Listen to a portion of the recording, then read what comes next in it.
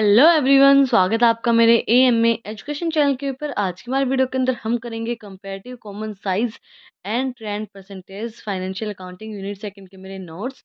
हमारी जो पिछली वीडियो थी उसके अंदर हमने कवर किया था फाइनेंशियल स्टेटमेंट एनालिसिस के टूल्स। अगर आपने वो वीडियो नहीं देखी है तो मैं आप लोगों को लिंक डिस्क्रिप्शन में डाल दूंगी, आप जाके चेक कर लेना। और अगर आप चैनल पे नए हैं तो सबसे पहले चैनल को जाके सब्सक्राइब करें, बेल आइकन प्रेस करें फॉर न्यू अपडेट्स। तो आज की हमारी वीडियो के अंदर सबसे पहले हम स्टार्ट करेंगे कंपेरेटिव स्टेटमेंट्स क्या होती हैं। Comparative statements or comparative financial statements are statement of financial position of a business at a different periods. These statements helps in determining the profitability of a business by comparing financial data from two or more accounting periods. Comparative मतलब चीज़ों को compare करके देखना। दो और दो से ज़्यादा अकाउंटिंग पीरियड को कंपेयर करके हम डिटरमाइन करते हैं कि हमारा प्रॉफिट कितना हो सकता है, हमारा प्रॉफिटेबिलिटी रेशियो कितना रहेगा। तो उसको बोलते हैं हम comparative statement. The data from two or more two periods are updated side by side, which is why it is also known as horizontal analysis, जिसको हम हॉरिजॉन्टल एनालिसिस भी बोलते हैं, जिसके अंदर दो दो से ज़्यादा डाटा को कंपेयर किया जाता है, साइड बाय साइड उनको अपडेट रखा जाता है। जो हमारी कंपेरेटिव स्टेटमेंट होती हैं वो हमने टू टाइप से क्लासिफाई की हैं। There are the two types of comparative statement which are as follows: comparative income statement and comparative balance sheet. First है हमारी comparative statements for the year ending income. जो हमारी स्टेटमेंट है वो income statement के अंदर हम किस तरीके से बनाएंगे इसको, पर्टिकुलर जो हमारा है सब 31 मार्च 2022 एंड 23 को हम कंपेयर करेंगे। देन हमारा है एब्सोल्यूट चेंज, डिक्रीज और इंक्रीज जितना हुआ है, एंड जो हमारा परसेंटेज चेंज आएगा, इंक्रीज एंड डिक्रीज जितना हुआ है वो हम इसके अंदर लिखेंगे।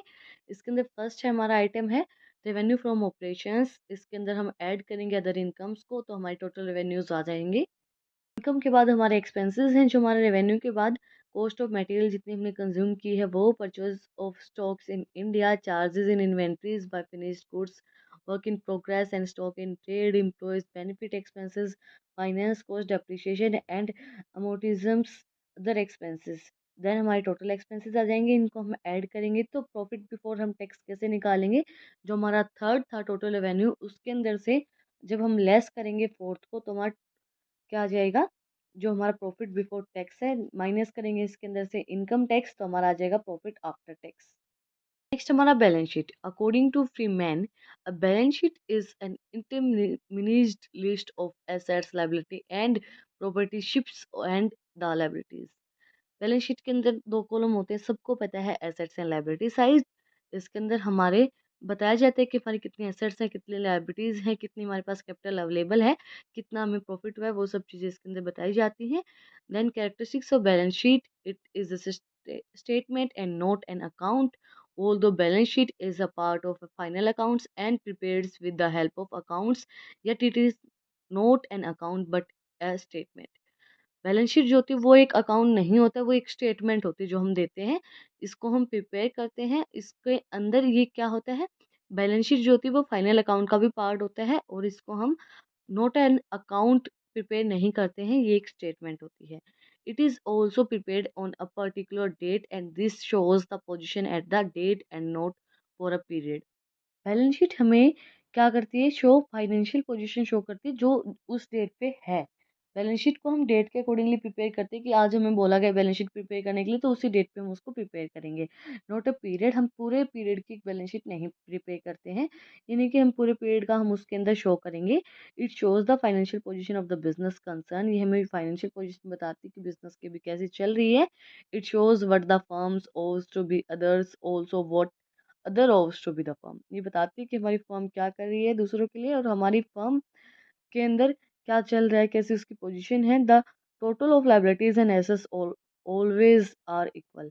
ये जो देखो बैलेंस शीट हमेशा इक्वल होती है, हमें इक्वल करना पड़ता है। अगर हमारी सरप्लस बच रही है तो अच्छा है, और अगर हमारा लॉस हो रहा है तो उस टाइम पे हमें उसको इक्वल करना पड़ता है। बैलेंस शीट की दोनों ही साइड इक्वल होती हैं, तो जो हमारी एसेट्स एंड लायबिलिटीज होती हैं वो बैलेंस शीट के अंदर ऑलवेज इक्वली होती हैं। Objectives of preparing the balance sheet. First हमारा principal objective. The main purpose of preparing a balance sheet is know the financial position of the business at a particular date.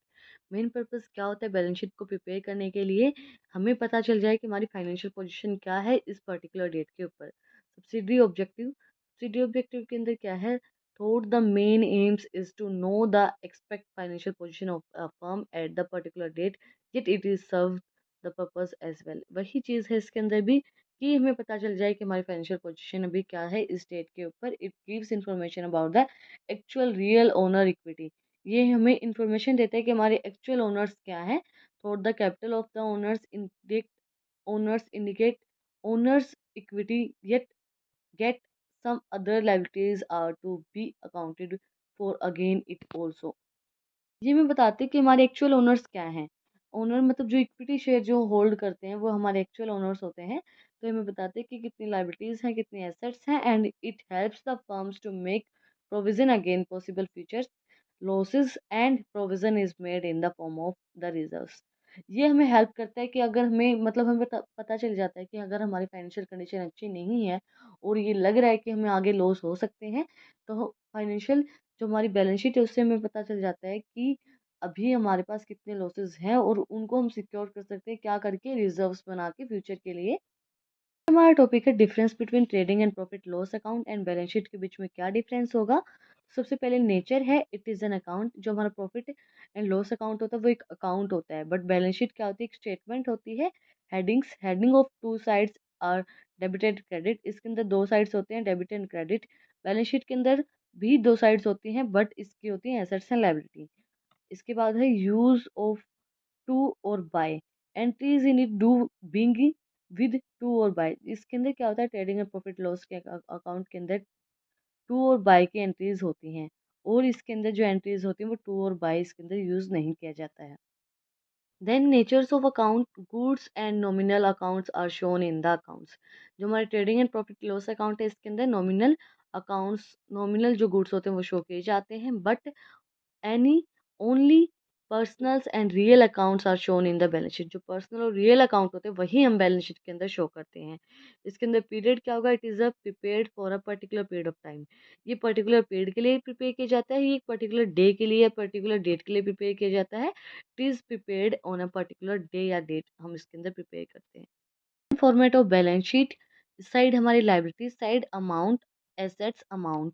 First हमारा bills payable. Liability side के अंदर sundry creditors, loan, outstanding expenses, income received in advance, loans on mortgage, reserves and surplus, and capital. Capital के अंदर हम add करेंगे net profit, add करेंगे interest, less करेंगे drawing. अगर हमारा नेट प्रॉफिट नहीं है, लॉस है, तो हम वो इस साइड आ जाएगा. देन एसेट्स है हमारी. एसेट्स के अंदर है cash in hand, cash at bank, investment, bill receivables, sundry debtors, closing stock, furniture and fixtures, plant and machinery, freehold premises, unexpired expenses and patents. जो हमारी लाइबिलिटीज एंड एसेट साइड है वो दोनों ही जो हमारी अमाउंट होती है वो इक्वल होती है बोथ साइड. अगर ये इक्वल नहीं हो रही है तो जो हमारी बैलेंस शीट है वो गलत होती है. हमें हमें दोनों ही साइड्स इक्वल रखनी पड़ती हैं, इक्वल ही होती हैं. इसी के साथ हमारा कंपैरेटिव स्टेटमेंट का जो टॉपिक है वो कंप्लीट हो गया है. वीडियो बहुत ज़्यादा लंबी हो जाएगी, इसलिए जो common size and trend percentage है वो हम अपने नेक्स्ट पार्ट के अंदर कवर करेंगे. अगर आपको आज की वीडियो पसंद आई तो आप लोगों को पता ही क्या करना है, कमेंट सेक्शन में जो बताना है कि आपको वीडियो कैसी लगी. कोई भी डाउट है तो वो भी आप लोग कमेंट सेक्शन में मुझसे पूछ सकते हैं. फिर मिलते हैं एक नई वीडियो के साथ, एक नए टॉपिक के साथ. Thank you for watching my video.